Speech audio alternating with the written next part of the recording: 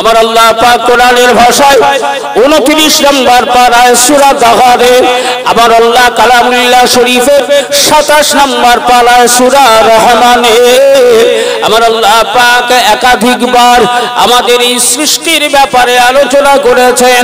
ও গড়াইনগরের নারী পুরুষেরা, ও গড়াইনগর এলাকার জওয়ান যুবকেরা, মুরব্বীরা, বাবাজিরা, আমার আম্মা জান, বোনেরা, বেটিরা, আমার আল্লাহ পাক জানিয়ে দিলেন, বান্দারে তোর আব্বা, তোর জন্মদাতা পিতা, তোর বাপের পৃষ্ঠদেশ থেকে এক ফোঁটা নাপাক পানি নিমজ্জিত করে ওইটাকে আমি আল্লাহ প্রথমে এই নুতফা থেকে আলাক, আলাক থেকে আমি আল্লাহ পাক মুদগা, একের পর এক ধাপে ধাপে ধাপে ধাপে তোদেরকে যে সৃষ্টি করেছি, এই সৃষ্টি করার পিছনে কোনো কারিগরের কোনো ভূমিকা নেই, কোনো বুদ্ধিজীবীর কোনো ভূমিকা নেই, কোনো বিজ্ঞানের কোনো ভূমিকা নেই, কোনো পণ্ডিতের ভূমিকা নেই। আমি আল্লাহ পাক সম্পূর্ণ আমার নিজের ইচ্ছায়, নিজের পছন্দ মতো, নিজের কারিগরিতায়, নিজের খুশি মতো আমি আল্লাহ আমার মনের মতো করে তোদের এই সৌন্দর্য মাখা বডি খানা তৈরি করেছি। কারো পরামর্শ নেই, আমার যেটা মনে লেগেছে, ভালো লেগেছে, আমি আমার পছন্দ মতো করে তোদেরকে বানিয়েছি। শুধু পছন্দ মতো করে বানিয়েছি তা নয়, তোদেরকেই আমি আল্লাহ গোটা রহস্যময় পৃথিবী সাজানোর জন্য যত রকমের সৃষ্টি আমি করেছি, সমস্ত সৃষ্টির উপরে প্রাধান্য দান করে তোদেরকেই আমি আল্লাহ আশরাফুল মখলুকাত, সৃষ্টির সেরা উপাধি দিয়েছি। জোরে বলুন সুবহানাল্লাহ। জোরে বলা যাবে না? একটা ছেলে ভালো ছেলে, আচ্ছা বলো দিন বাবু, যে ছেলেটা ভালো ছেলে হিসাবে গ্রামে এলাকায় পরিচিত হয়েছে, ওই ছেলেটার কাছ থেকে মানুষ কখনো খারাপ কোনো আশা করে? কথা বলেন, খারাপ আশা করে? কারণ সে ভালো, তার পরিবেশ, তার পরিচিতি, পরিচয়, তার ব্যবহার, আচার আচরণে সে এলাকায় সুনাম অর্জন করেছে ভালো ছেলে হিসাবে। ভালো ছেলের কাছ থেকে কেউ কখনো খারাপ কিছু আশা করে না।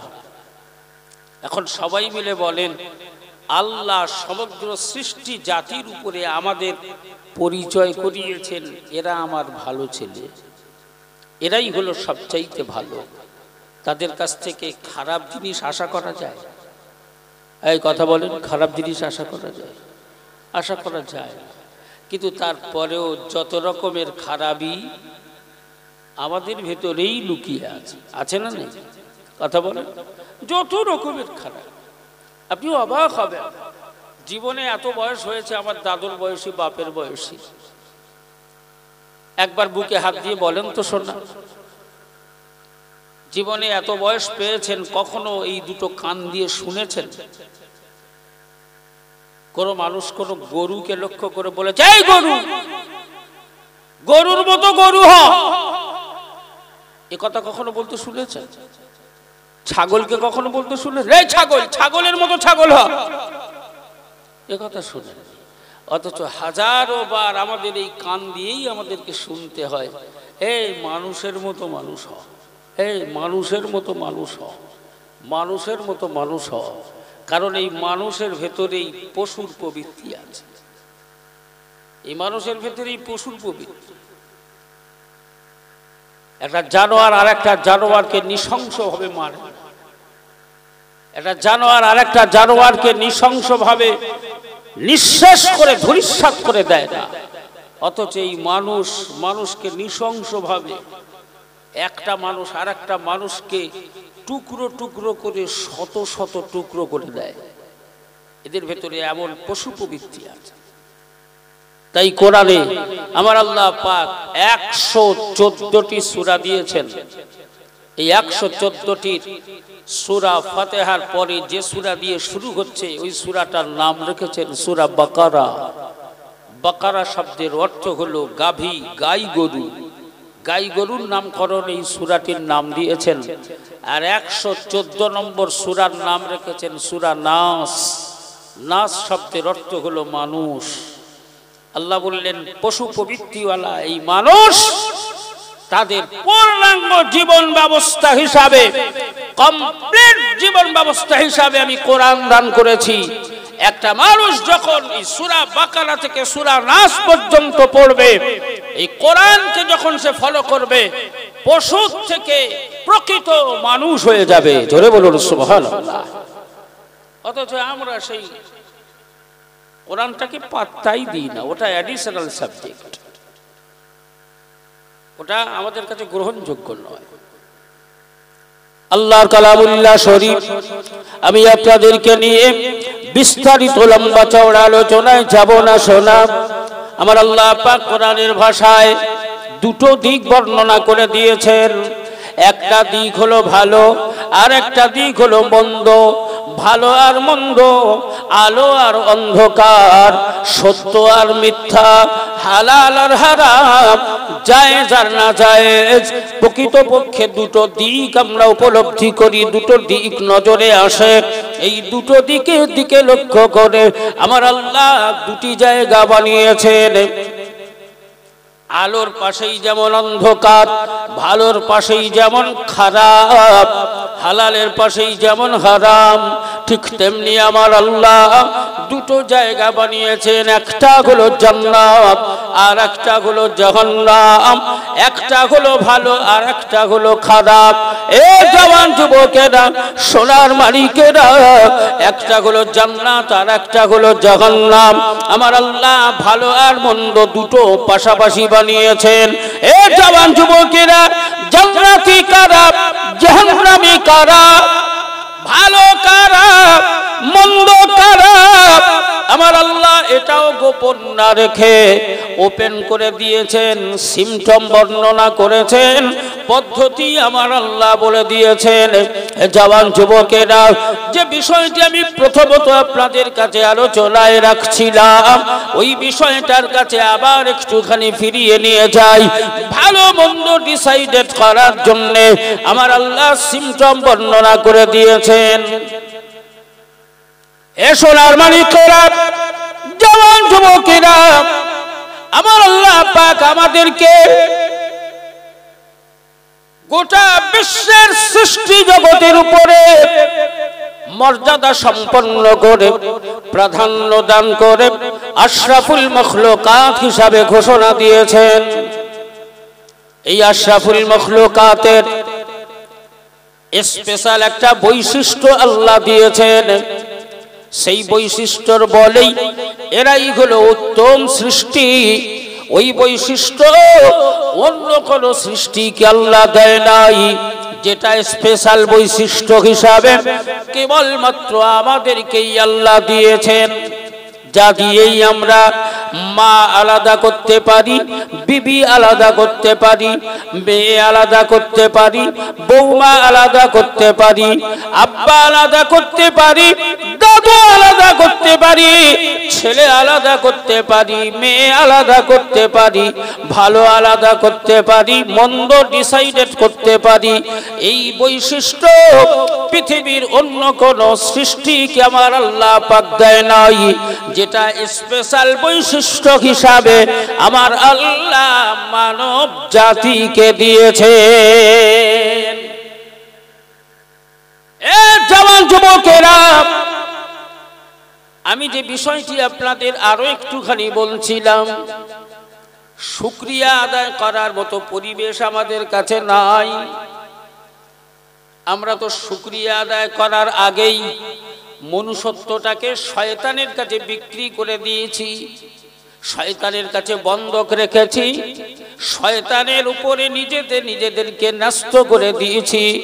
পরিচালনা আমরা তো তাদের করি না, বরং তাদের দ্বারাই আমরা পরিচালিত হই। এ জওয়ান যুবকেরা, নফসে আম্মারার কাছে আমরা তো বিক্রি হয়ে গেছি। আমি আপনাদেরকে শুধু একটু ভাবতে বলবো, শোনা, আল্লাহ পাক আমাদের মাথা থেকে পা পর্যন্ত সোনার মানিক ছোট্ট বাচ্চা আমাদের ঘরে আল্লাহ দিয়েছেন। এই ছোট্ট বাচ্চাটাকে নিয়ে কত আদর, কত সোহাগ, কত চুমা, কত আনন্দ, কত আহ্লাদ। এই ছোট্ট মানিকটাকে নিয়ে কখনো বুকে, কখনো মুখে, কখনো বা একেবারেই সাপটে জড়িয়ে ধরে চুমা দান করি। কতই না আনন্দ, কতই না সোহাগ তাদেরকে জানাই, সোহাগ করি।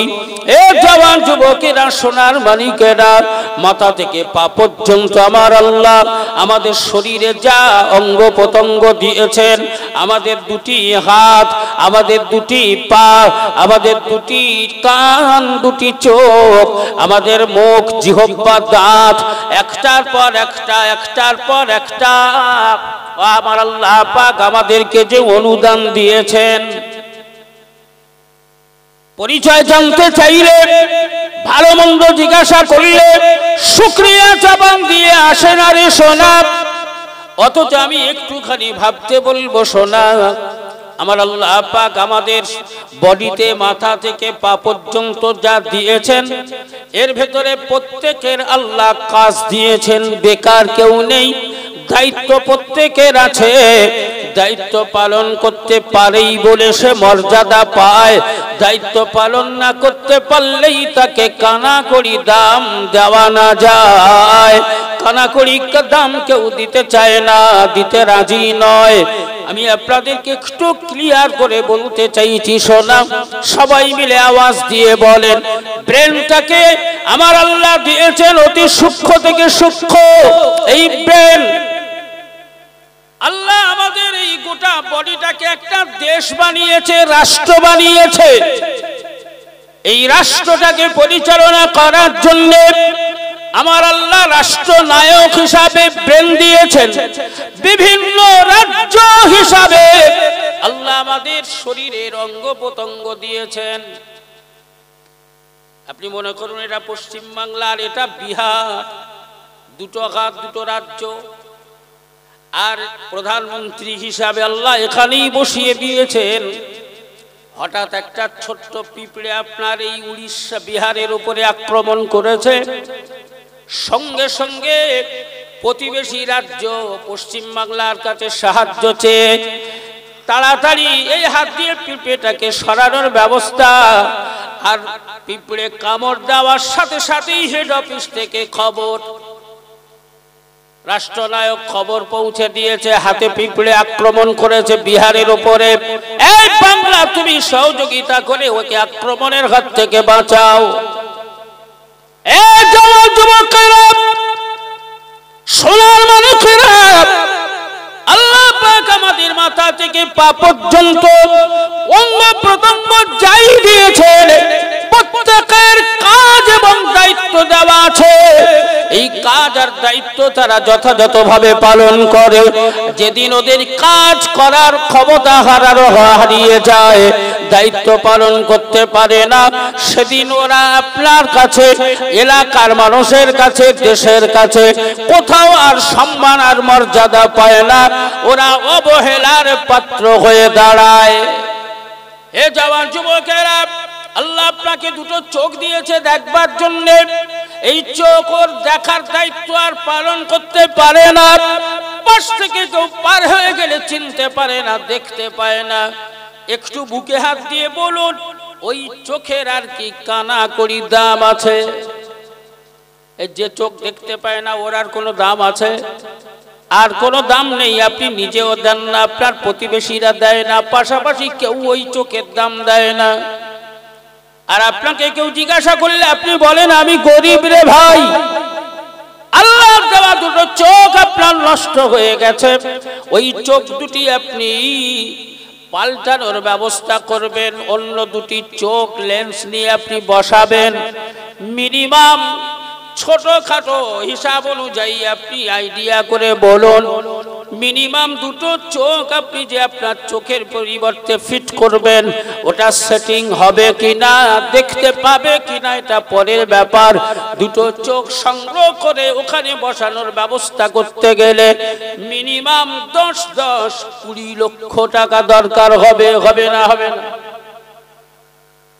কান আপনার কাজ করে না, ওই কানটাকে আপনি আবার কাজ করানোর মতো করে তুলতে চান, 2-5 লক্ষ 10 লক্ষ টাকা ব্যয়। যুবকেরা, আপনার মাথা থেকে পা পর্যন্ত আল্লাহ যা দিয়েছেন, খাতা আর কলম নিয়ে বসে একটু হিসাব করে দেখেন। জন্মানোর সাথে সাথেই মায়ের কোলে ট্যাঁ করে ওঠার সাথে সাথেই আমার আল্লাহ তো আপনাকে বিনা পয়সায় ফ্রিতে কোটিপতি করেই পাঠিয়েছেন। জোরে বলুন সুবহানাল্লাহ। এর কখনো শুকরিয়া করেছেন? এর কখনো শুকর আদায় করতে পারেননি? শুধুই বলেন আমি গরিব। এ জওয়ান যুবকেরা, সোনার মালিকেরা, তাই আমি আপনাদেরকে নিয়ে যদি কষ্ট না হয় তাহলে একটা অত্যন্ত গুরুত্বপূর্ণ হাদিস শরীফের আলোচনা করতে চাইব। অত্যন্ত গুরুত্বপূর্ণ একটি তাফসীর আপনাদেরকে শুনিয়ে আলোচনার সমাপ্তির পথে নিয়ে যাব। তবে তার আগে সকলের একবার রায় চাই। সবাই মিলে বলেন, এই গুরুত্বপূর্ণ তাফসীর অল্প সময়ের জন্য আপনারা কি শুনতে চান? এই শুনবেন একটুখানি? তাহলে একবার চিৎকার করে আওয়াজ দেন, নারে তাকবীর। জোরে বলেন নারে তাকবীর। তবে এতগুলো মানুষ বসে, ছোট ছোট বাচ্চাগুলো, তাদের আওয়াজ শোনা যাচ্ছে, তারা আল্লাহু আকবার বলে চিৎকার করছে, শোনা যাচ্ছে, তাও রাত 12:30টার পরে। এখন ওই বাচ্চাগুলো, ওরা যে এই 12:30টার পর পর্যন্ত বসে আছে, ওদের প্রকৃত হাদিস শরীফের তথ্যটা যদি ওদের শুনিয়ে দেওয়া যায়, হয়তো মনটা খারাপ হবে। এই বাচ্চাগুলো যারা বসে আছে রাত জেগে, যাদের এখনো 12 বছর বয়স হয়নি, এরা 1 রাত, 2 রাত, 1 সপ্তাহ, 1 মাস, 1 বছর কন্টিনিউ 365টা রাত জেগে যদি এরা কোরআন শোনে, ওয়াজ শোনে, হাদিস শোনে, তাসবিহ শোনে, জিকির করে, আল্লাহ এদের 1 কানা করিও নেকি এদের দেবে না, 1 পয়সারও নেকি ওটা পাবে না। অথচ তারাই এসে বসে আছে। আর যাদের আসার দরকার, যারা আসলে নেকি পাবে, যারা আসলে উপকৃত হবে, তারা আরামে ঘুমাচ্ছে। এখন মনে মনে হবে, হুজুর দিয়ে কি কথা, বাচ্চারা নেকি পাবে না, ভালো কাজ করছে, দাদুর হাত ধরে জুমার নামাজ পড়তে যাচ্ছে, বাপের হাত ধরে ঈদের মাঠে যাচ্ছে, ওরা নেকি পাবে না? না, ওদের নেকি পাওয়ার কথা নয় তো, ওদের নেকি দেওয়া হবে না, আল্লাহ ওদের নেকি দেবে না। হয়তো এই কথা শুনলে মনে হবে যে আল্লাহ ওদের নেকি দেবে না, মানে ভালো কাজ করছে। এই তো আপনারা বলেন যে 1 বিন্দু পরিমাণ ভালো কাজ করলে আল্লাহ তার যা যা বদলা দেবে, আল্লাহ তাকে তার পুরস্কার দেবে।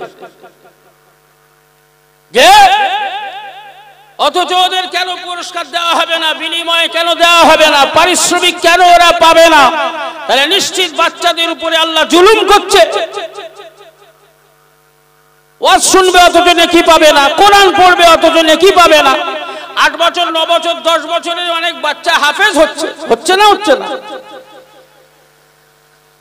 অথচ আল্লাহ বলছেন ওদের 1 পয়সারও নেকি দেওয়া হবে না, ওরা 1 পয়সার নেকি পাবে না। ঠিক বিনিময় উল্টোটাও,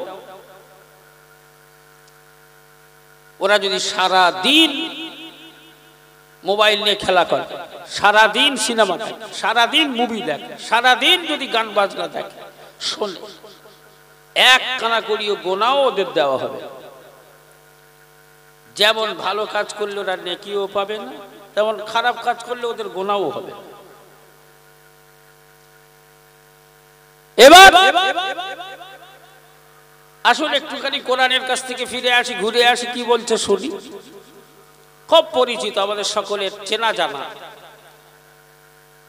কোরআন শরীফের একটা সূরা আমরা প্রত্যেকেই যারা কম বেশি কোরআনের কাছাকাছি পৌঁছেছি, কোরআনটাকে ভালোবাসি।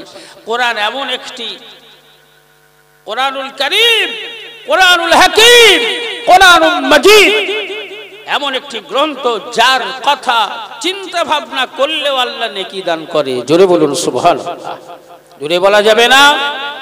আরে যে পড়লে নেকি হয়, আর কোরআন পড়তে হয় না, পড়ার চিন্তা ভাবনা করলেও আল্লাহ নেকি দেয়। জোরে বলুন সুবহানাল্লাহ। চোখ দিয়ে দেখলে নেকি হয়, এক একটা অক্ষরের বিনিময়ে 10টা করে নেকি দেয়। সেই কোরআনে কি বলছে? ফাম্মা মান সাকুলাত মাওয়াজিনুহু ফাহুয়া ফি ঈশাতির রাদিয়া ওয়া আম্মা মান খাফফাত মাওয়াজিনুহু ফাউম্মুহু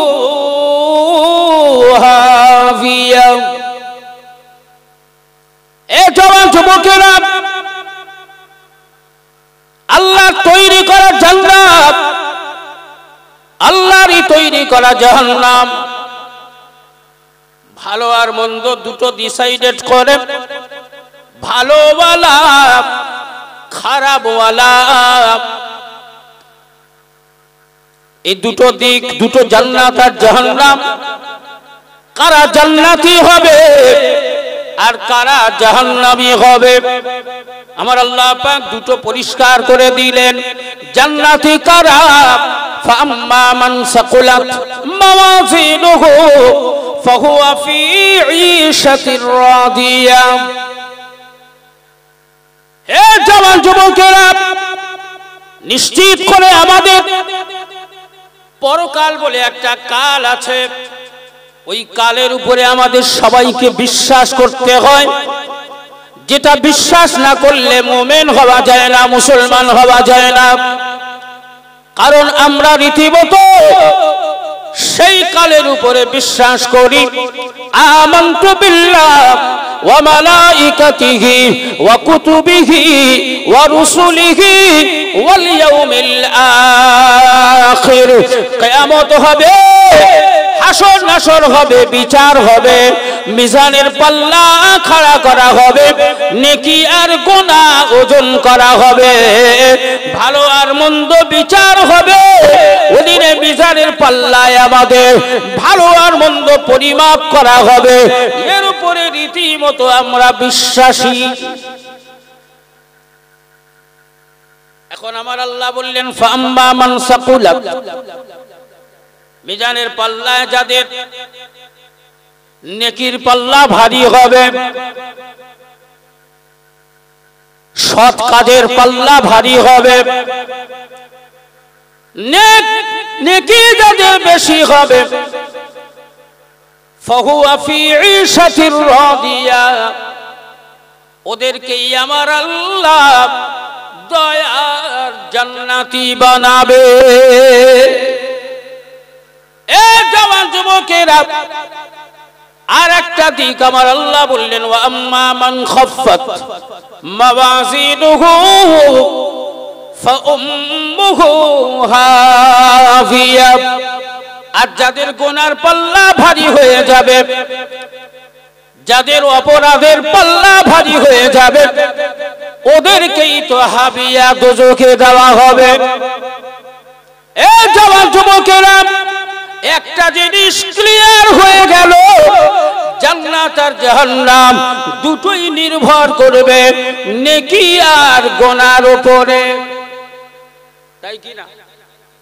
এই নেকি আর গুনার উপরে জান্নাত জাহান্নাম নির্ভর করে। নেকি যার বেশি সে হবে জান্নাতি, নেকি যার কম সে হবে জাহান্নামী। এখন আপনাদের মনে আছে তো, এই বাচ্চা ছেলে, এদের ভালো কাজ করলে নেকিও নেই, খারাপ কাজ করলে গুনাহও নেই। নেকিও যেমন ওরা পায় না, গুনাহও তেমন ওদের দেওয়া হয় না। এখন সবাই মিলে বলেন, 11 বছর বয়স হওয়ার আগে, 7 বছর, 8 বছর, 9 বছর, 10 বছরে অনেক ছেলে, অনেক মেয়ে, অনেক কন্যা সন্তান, অনেক পুত্র সন্তান, ছেলে মেয়ে বাচ্চা অবস্থায় মারা যাচ্ছে, যাচ্ছে না যাচ্ছে না? কথা কয় না কেন? এই বাচ্চা বয়সে মারা যাচ্ছে। তাহলে ওদের নেকিও নেই আর গোনাও ওদের নেই। ওরা যাবে কোথায়? এই বাচ্চা বয়সে যারা মারা যাচ্ছে ওরা যাবে কোথায়? কথা কয় না কেন? জান্নাতে যাওয়ার জন্য নেকি দরকার, জাহান্নামে যাওয়ার জন্য গোনা দরকার। ওদের নেকিও নেই, গোনা আছে নাকি? এই গোনা আছে, তাহলে গোনাও নেই জাহান্নামে যাওয়ার মতো, নেকিও নেই জান্নাতে যাওয়ার মতো। ওরা যাবে কোথায়? আর ওরা যে ভালো কাজ করছে আল্লাহ যে ওদের নেকি দিচ্ছে না, দেয় না, ওরা যে নেকি পায় না, কারণটা কি? নিশ্চিত আল্লাহ ওদের জুলুম করছে। অথচ কোরআনের ভাষায় আল্লাহ বললেন ওদেরকে যে নেকি দেওয়া হয় না, আবার আমার আল্লাহ ওদের উপরে জুলুমও করে না। জোরে বলুন সুবহানাল্লাহ। জোরে বলা যাবে না? আমি একদম বাংলা ভাষায় আপনাদেরকে ঠিক এটাই বোঝাতে চাইছি যে লেনদেন করার জন্য অ্যাকাউন্টের দরকার আছে না নেই? অ্যাকাউন্ট ছাড়া লেনদেন করা যাবে? টাকা ফেলাও যাবে, তোলাও যাবে, অ্যাকাউন্ট যদি না থাকে। টাকা ফেলা এবং তোলার জন্য অ্যাকাউন্টের দরকার। এক কথায় আল্লাহ বললেন 12 বছর বয়স না হলে তার অ্যাকাউন্ট ওপেন হবে না, অ্যাকাউন্টই খুলবে না ওর। তো অ্যাকাউন্ট যখন খুলবে না, ঢুকবেও না, বেরোবেও না, অতএব নেকিও হবে না, গুনাহও হবে না। অ্যাকাউন্টই তো নেই, তো নেকি গুনাহ হবে কি করে? তো তাহলে কি হবে? আল্লাহ বললেন যারা 12 বছর বয়সের আগ পর্যন্ত, 11 বছর বয়স পর্যন্ত যে সমস্ত ছেলেরা মেয়েরা নেকির কাজ করবে, মিলাদে যাবে, জলসায় যাবে, মসজিদে যাবে, ঈদগাহে যাবে, কোরআন পড়বে, তসবিহ পড়বে, জিকির করবে, ওদের সমূহ নেকি, সমূহ বদলা ওদের বাপ আর মায়ের অ্যাকাউন্টে ট্রান্সফার করা হবে। জোরে বলুন সুবহানাল্লাহ। ওদের বাপ মায়ের অ্যাকাউন্টে ট্রান্সফার করা হবে। এখন মাসুম বাচ্চারা মারা গেলে, এক কথায় আমরা আলেমদের মুখে শুনেছি, আলেমরা বলে মাসুম অবস্থায় মারা গেলে কোথায় যাবে? এই কথা কয় না? মাসুম অবস্থায় মারা গেলে কোথায় যাবে? জান্নাতে যাবে। এখন আমি আপনাদেরকে কোরআনের দলিল দিয়ে দেখিয়েছি যে জান্নাতে যেতে গেলে নেকির দরকার, আর জাহান্নামে যেতে গেলে গুনার দরকার। তাহলে এই বাচ্চাটা যে মারা গেল, এর নেকিও নেই, গুনাহও নেই, ও জান্নাতে যাবে কি করে? ও তো জান্নাতে যাওয়ার কোনো কায়দা নেই। মুফাসসিরিনে কেরাম, তাফসীর কারকেরা, তাদের কলমের ডগায় বিভিন্ন রকমের রওয়ায়াত এসেছে। সেই রওয়ায়াতে প্রথম মতামত মুফাসসিরিনে কেরামেরা বলছেন, যারা মুসলমানের ঘরে জন্ম নেবে, মুসলমানের ঘরে পৃথিবীতে আসবে, ওরা মাসুম অবস্থায় যদি মারা যায় তাহলে আল্লাহ ওদেরকে জান্নাতি বানাবে। জোরে বলুন সুবহানাল্লাহ। জোরে বলা যাবে না? এখন এক কথায় আপনাদের কাছে, পাশাপাশি আমাদের বিভিন্ন জাতি, বিভিন্ন কওমে বসবাসকারী ভাইরা, তারাও বাস করে, তাদেরও বাচ্চা বাচ্চা ছেলে মেয়েরা মারা যায়, যায় না? যায় না? তাহলে যার 11 বছর পর্যন্ত কোনো অ্যাকাউন্ট ওপেন করা হয় না, সে হিন্দুর ঘরে হোক, মুসলিমের ঘরে হোক, ইহুদির ঘরে হোক, নাসারার ঘরে হোক, 12 বছর বয়স না হলে তার অ্যাকাউন্টই ওপেন হয় না। অতএব ওর জীবনে গুনাহও হয় না, নেকিও হয় না। সাঁওতালের বাচ্চা 11 বছরে মারা গেছে, ইহুদির ছেলে 11 বছরে মারা গেছে, বৌদ্ধর ছেলে 11 বছরে মারা গেছে, 10 বছরে মারা গেছে, 9 বছরে মারা গেছে, ওরা কোথায় যাবে? এই ওদেরকে কোথায় দেওয়া হবে? ওরা তো মাসুম, গুনাহও করেনি, নেকিও নেই। গুনাহ যে করেনি, নেকি যার নেই, তাকে তো জাহান্নামে দিতে গেলে গুনাহ প্রমাণ করাতে হবে, জান্নাতে দিতে গেলে নেকি প্রমাণ করাতে হবে। ওরা কোথায় যাবে? হে জওয়ান যুবকেরা, সোনার মালিকেরা, ছোট্ট ছোট্ট বাচ্চা, বিশ্বনবী হাবিবুল্লাহ জীবনে তিনটি জিনিসকে বেশি ভালোবাসতেন। এই তিনটি জিনিসের ভেতরে একটি জিনিস হলো মাসুম বাচ্চা। ছোট ছোট বাচ্চাদেরকে আমার নবী ভালোবাসতেন। আল্লাহর নবী রাস্তায় দাঁড়িয়ে থাকলে, আল্লাহর নবী কোথাও যদি উপস্থিত থাকতেন, আর ওখান থেকে যদি একাধিক শতাধিক হাজারেরও বেশি বাচ্চা যদি অতিবাহিত হতো, এমন কোন বাচ্চা থাকতো না যার মাথায় আল্লাহর নবী হাত বুলাতেন না। প্রত্যেকের মাথায় আমার নবী পাকের হাত বুলিয়ে দেওয়া হতো। আল্লাহর নবী প্রতিটি বাচ্চাকে আদর করে কাছে ডাকতেন, গায়ে মাথায় হাত বুলাতেন। কারণ বিশ্ব নবী ছিলেন এতিম, আমার নবী ছিলেন বাপহারা, আমার নবী ছিলেন মাহারা, আমার নবী ছিলেন এতিম। তাই নবী মাসুম বাচ্চা, ছোট ছোট বাচ্চা, বাপহারা, মাহারা, এতিম, এতিমানাথ বাচ্চাদেরকে আল্লাহর নবী বড় ভালোবাসতেন। এ জওয়ান যুবকেরা, তাফসীর কারকেরা, মুফাসসিরিনে কেরামেরা লিখেছেন, আল্লাহ পাকের দয়ার জান্নাত এত সুসজ্জিত, এত মনোরম, এত সুন্দর, এত সাজানো গোছানো। ওই জান্নাতের বর্ণনা দিতে গেলে রাত দিন এক হয়ে যাবে। আল্লাহ পাকের হাবিব বিশ্ব নবী জানালেন, আল্লাহ পাকের দয়া, ফাম্মা মান সাকুলাত মাওয়াজিনুহু, যার নেকির পাল্লা ভারী হয়ে যাবে, আল্লাহ যাকে জান্নাতের দরওয়াজা যার জন্য উন্মুক্ত করে দেবেন, ওই জান্নাতীকে জান্নাতে ওয়েলকাম করা হবে, জান্নাতে সুস্বাগতম জানানো হবে। জান্নাতীকে আল্লাহ পাক যেখানে থাকার ব্যবস্থা করবেন, যে জায়গায় জান্নাতি থাকবে, আল্লাহর তরফ থেকে ওই জান্নাতীকে আরাম আয়েশ করার জন্য আমার আল্লাহ পাক জান্নাতে একটা সুন্দর খাটের ব্যবস্থা করে দেবেন। ওই খাটের বর্ণনায় মুফাসসিরিনে কেরামেরা লিখেছেন, বিশ্ব নবী হাবিবুল্লাহ জানিয়েছেন, আল্লাহ পাকের তরফ থেকে আমার আল্লাহ জান্নাতীকে যে শোয়ার জন্য, ঘুমাবার জন্য, আরাম করার জন্য যে খাটের ব্যবস্থা করে দেবেন, আমার আল্লাহ পাকের হাবিব জানালেন, সাবউনা ফিরাশান, আল্লাহ পাক ওই জান্নাতীকে এমন একটা খাট দান করবেন, এমন একটা খাট ওই জান্নাতীকে দেবেন, যে খাটের দৈর্ঘ্য প্রস্থ এত বড় হবে, রাসূল বললেন ওই খাটে ওয়ানাশে একটা নয়, দুটো নয়, সাবউনা ফিরাশ, আমার রাসূল বললেন একভাবে 70 খানা বিছানা করা যাবে। একটা খাটে 70টা বিছানা পাতা যাবে। এত বড় খাট আল্লাহ জান্নাতীকে দেবে। আর ওই খাটটা সম্পূর্ণ সোনা দিয়ে তৈরি করা হবে। জোরে বলুন সুবহানাল্লাহ। জোরে বলা যাবে না?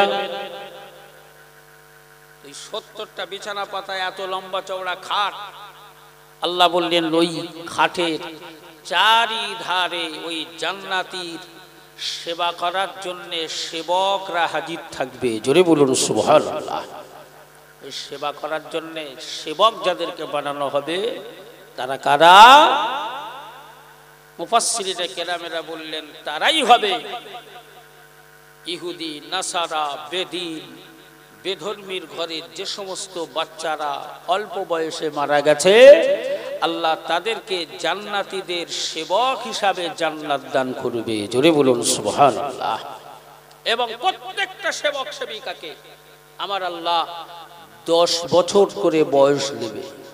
যে 11 বছরে মারা গেছে তার 1 বছর মাইনাস হবে, যে 9 বছরে মারা গেছে তার 1 বছর প্লাস করা হবে, করে প্রত্যেকে 10 করা হবে। এই 10 বছর বয়সের সেবক সেবিকা হিসাবে ওই বাচ্চা মাসুম বাচ্চা বাচ্চিগুলো জান্নাতীদের সেবক হিসাবে জান্নাতি হবে। জোরে বলুন সুবহানাল্লাহ। হে জওয়ান যুবকেরা, সোনার মালিকেরা, আল্লাহ দয়ার জান্নাত, আল্লাহ পাকের তৈরি করা জাহান্নাম। আমার আল্লাহ বললেন, ওয়ালাকাদ যারানা লিজাহান্নামা কাসীরাম মিনাল জিন্নি ওয়াল ইনসি। আল্লাহর জাহান্নাম বড় ভয়ঙ্কর রে ভাই, আল্লাহর জাহান্নাম বড় ভয়ঙ্কর রে সোনা। ওই ভয়ঙ্কর জাহান্নামের অত্যন্ত কষ্ট থেকে, নিদারুণ যন্ত্রণা থেকে আমার আল্লাহ পাক যেন আমাদের সকলকে মুক্তি দান করেন। আমরা সবাই তো মুক্তির আশায়, কামিয়াবির আশায়, নাজাতের আশায় তো পড়ে আছি সোনা। আজ এই মিলাদ মাহফিল, দান খয়রাত, সওয়াব রসানি, জলসা জুলুস, কোরআন তেলাওয়াত করা, দোয়া সওয়াব রসানি করা, ভালো কাজ করা, মসজিদ করা, মাদ্রাসা করা, মাদ্রাসায় দান করা, মসজিদে দান করা, খানকায় দান করা, এতিমখানা করা, এসব আমাদের নাজাতের দিকে লক্ষ্য করে, মুক্তির দিকে লক্ষ্য করে।